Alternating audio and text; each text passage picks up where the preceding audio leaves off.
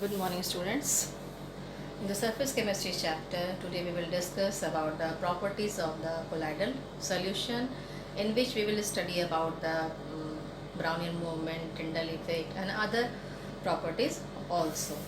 So let's we start the properties of the colloidal solution, in which at first we discuss about the Tyndall effect. What is Tyndall effect?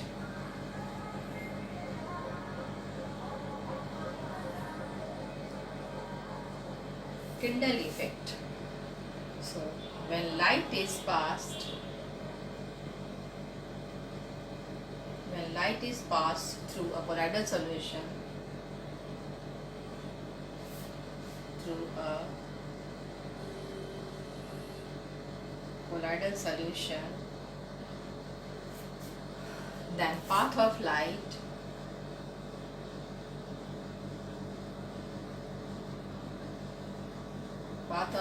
becomes visible,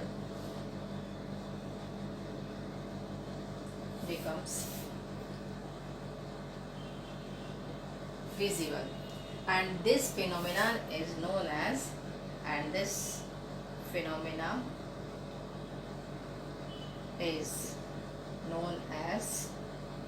Tyndall effect. What is the cause of Tyndall effect? Causes. Tyndall effect is observed due to scattering of light. Tyndall effect is observed due to scattering of light.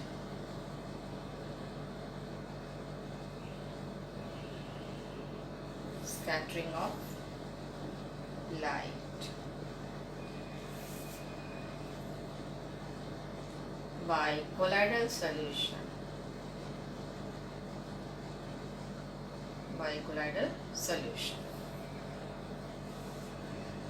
There are two main conditions which causes the Tyndall effect.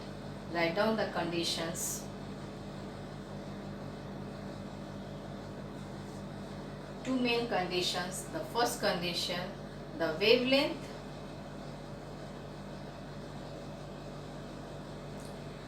of incident light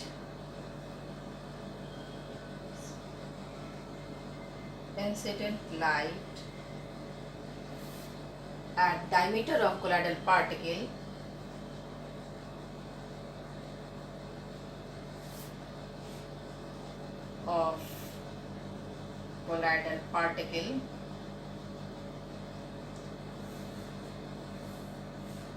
should be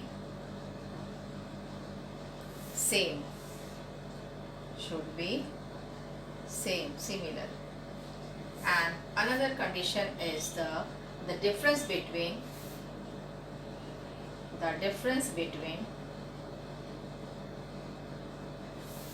refractive index of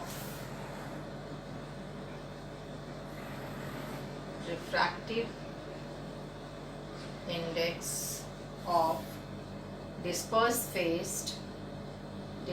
phase and dispersion medium should be large.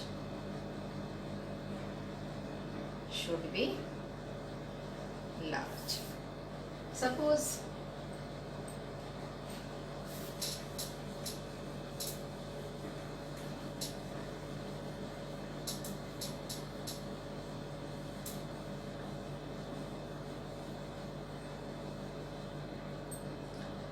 there is a container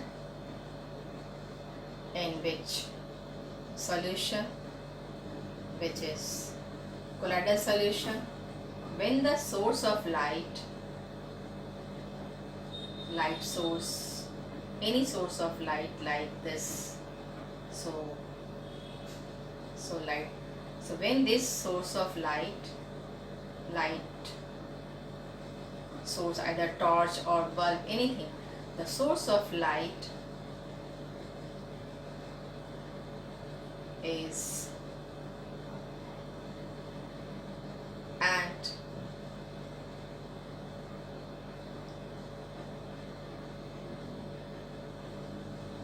it makes cone like structure and this. So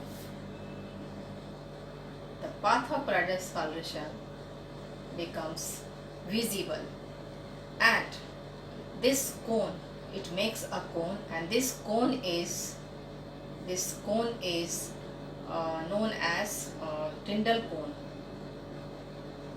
Tyndall cone, the bright cone of the light. Tyndall cone means the bright cone of light. If we observe it at, suppose, at 90 degree, if the observer present at 90 degree, the color of the solution looks blue.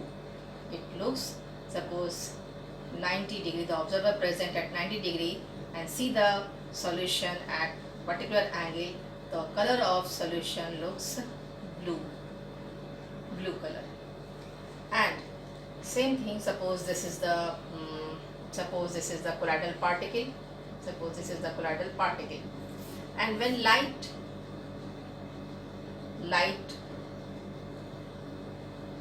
pass, so it get reflected, suppose this side, and some of the light get transmitted. It is called the transmitted light, and it is called the reflected light. Reflected light. So this is transmitted light and this is the reflected light. Suppose our solution is milk. Suppose we take colloidal solution as milk. So milk viewed, if we viewed from the direction of reflected light, the color of milk shows blue in color. But when we viewed from the direction of transmitted light, when we viewed from the, or simply like viewed from the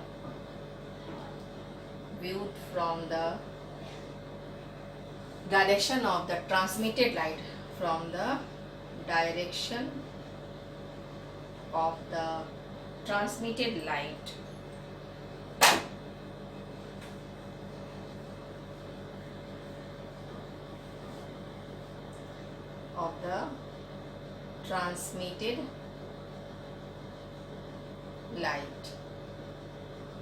it looks like color red. So this is the phenomena observed when the light passes through the colloidal solution. And when the light source passes through this colloidal solution, a cone like structure form, which is known as Tyndall cone, and it is the brightest cone of light. And when we view from 90 degree, it looks like a blue. Actually, where the light when passes through the somewhat reflected and somewhat transmitted. So when we viewed from the reflected side, the color of the solution becomes or looks blue. But when we viewed from the direction of the transmitted light, it looks like red. So the scattering of light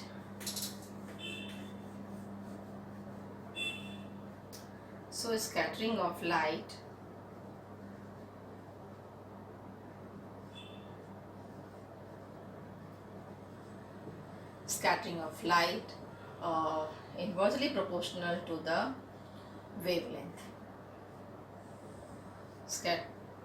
Proportional to the wavelength. That's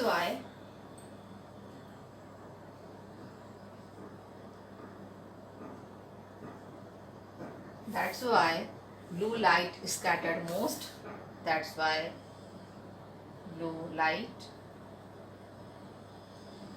is scattered most, and red light scattered list, and red light scattered list. This phenomena confirms that colloidal solution is heterogeneous in nature. Means Tyndall effect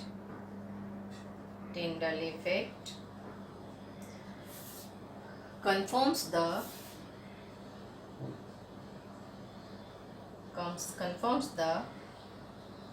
heterogeneous nature of colloidal solution.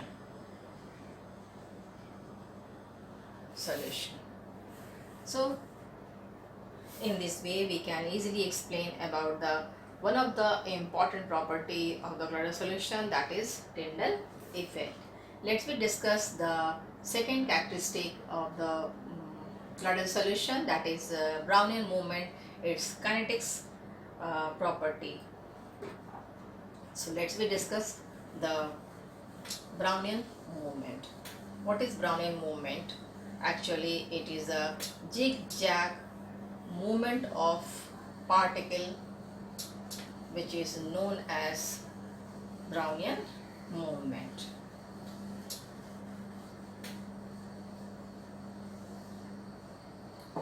The next one is the kinetics properties.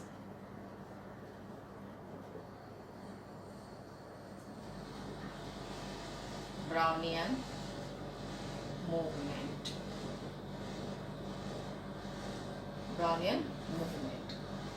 So simply we explain the random zigzag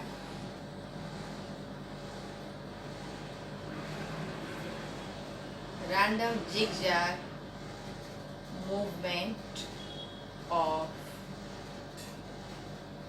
colloidal particles is called Brownian movement.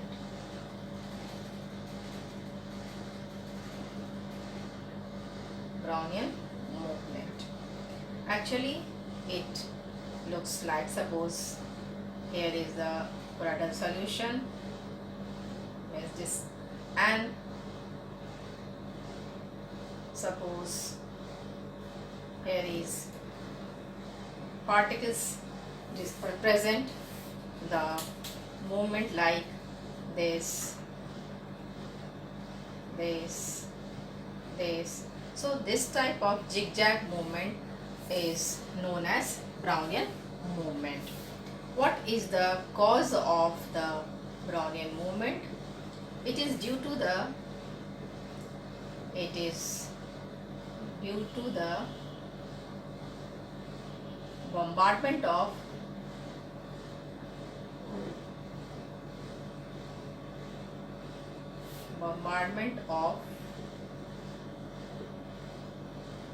colloidal particles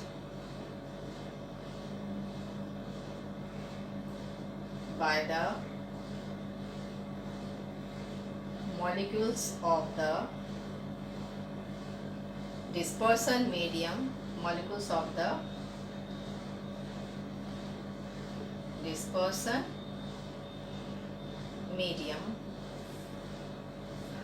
the colloidal particle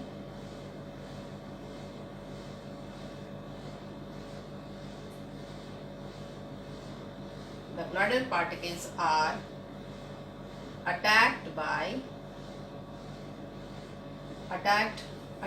from different sides or by attacked from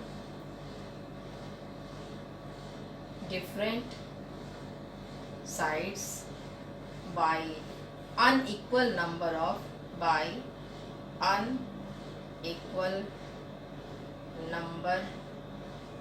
of dispersion molecules of dispersion medium, unequal number of molecules of dispersion medium. This makes the colloidal particle to move.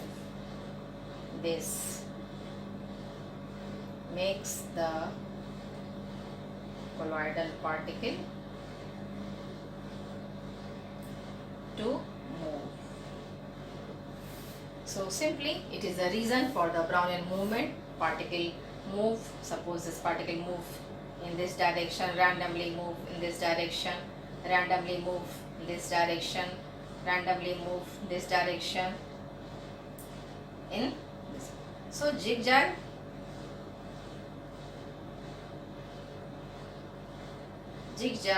movement of the colloidal particle is known as Brownian movement. And let's we discuss the third important characteristic of the colloidal solution.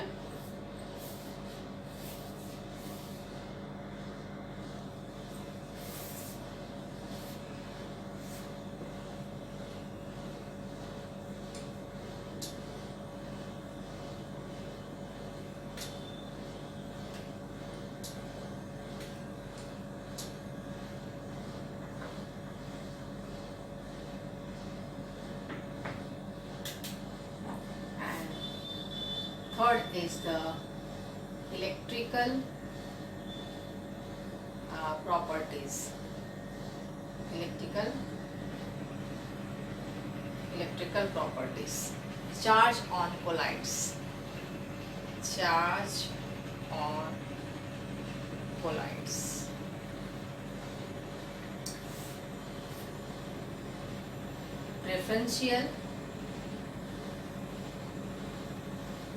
Preferential adsorption of ions. Preferential adsorption of ion. Suppose we take excess of potassium iodide is added to silver nitrate. Excess of potassium iodide. So what happens when AgNO3 react with Ki? It will form silver iodide, and it is a colloidal solution. So this AgI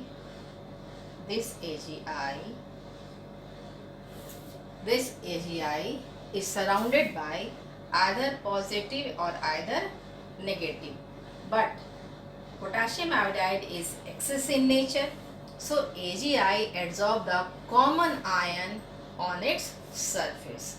So what is common ion? I is the common between them. So this surrounds by I negative.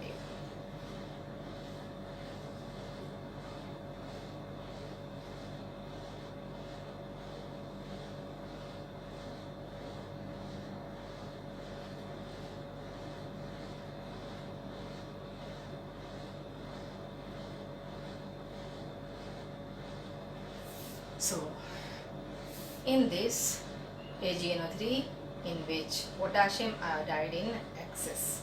So silver iodide adsorbs the common ion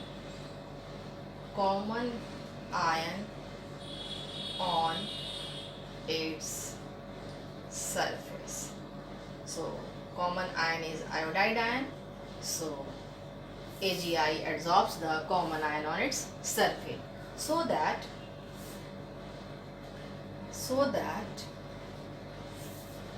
it is called negative charge colloidal solution, because it is surrounded by negative charge iodide ion. So that it is called negative charged colloidal solution. Negative charged colloidal solution. Let's we discuss the second condition.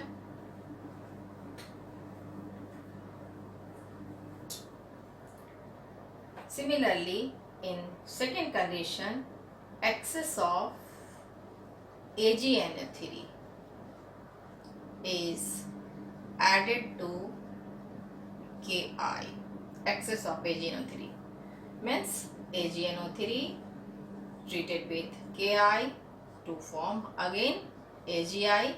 This is the colloidal solution. So what happened here? So AgI colloidal solution adsorbs on surface, which is common ion. So common ion is Ag, because excess in Ag3. So common ion is Ag. So on this colloidal solution is surrounded by Ag plus.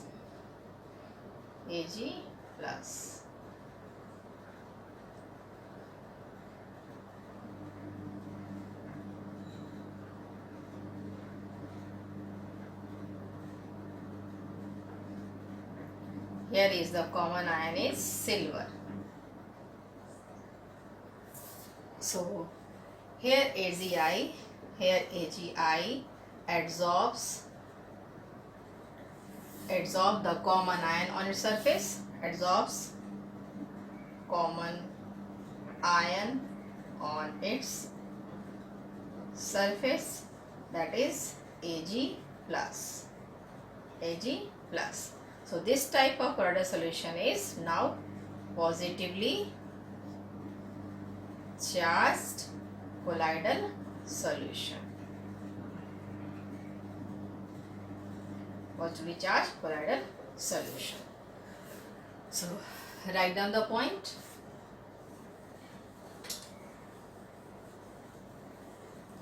So in this way we can easily find out the negatively charged colloidal solution and positively charged colloidal solution by preferential adsorption of ion, which is common.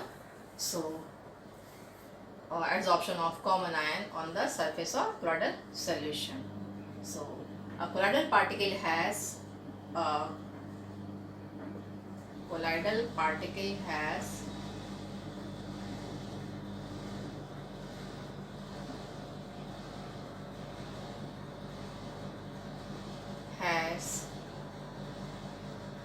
charge on it due to its unique ability of preferential adsorption of ions.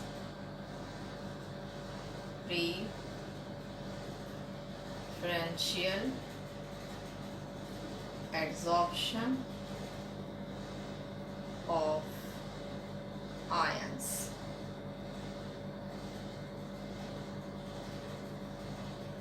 Adsorption of ions from the solution. If ferric chloride plus H2O, it will form ferric hydroxide and HCl, and water is hot. Because ferric chloride is not soluble in cold water, so but it is soluble in hot water. So here hot water is used because ferric chloride is little soluble in hot water, so that the formation of ferric hydroxide takes place. So ferric hydroxide, in which FeOH3 or Fe3 plus we call it. So it is surrounded by Fe3 plus because common ion is the Fe3 plus here. So this type of solution become positive charged colloids. Positive charge colloids. This is the colloidal particle. This is the colloidal particles, and common ion is here is Fe3 plus. So it surrounds by positive charge colloids. If ferric chloride is added to sodium hydroxide, let's see what happens.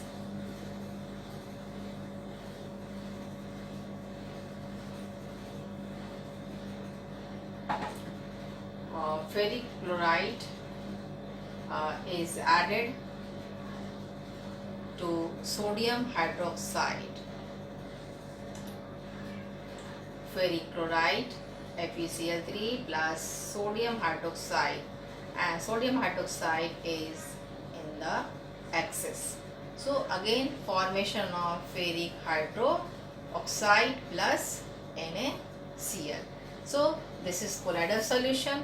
In that condition, what is the common ion? OH ion is the common.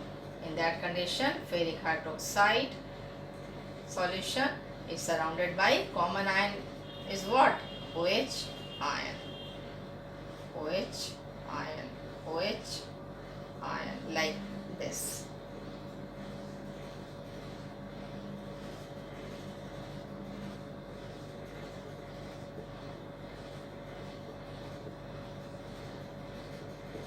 And in this way we can say this is the negatively charged colloids.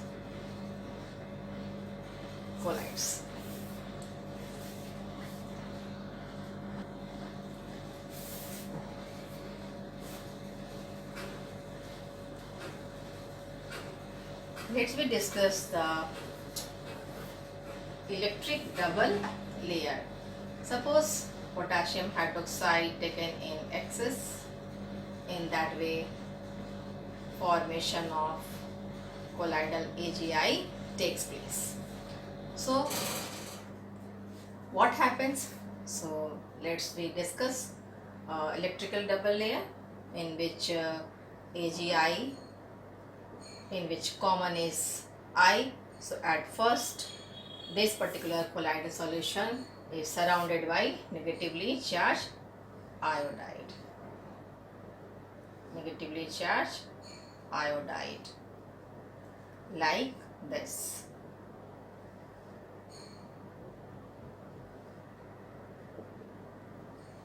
Like this. So this there is the formation of first layer takes place, and in this way we can call it is a negatively charged colloid.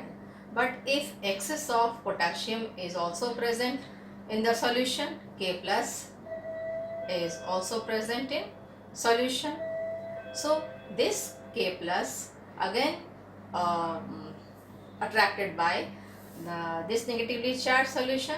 So formation of one layer again form on this.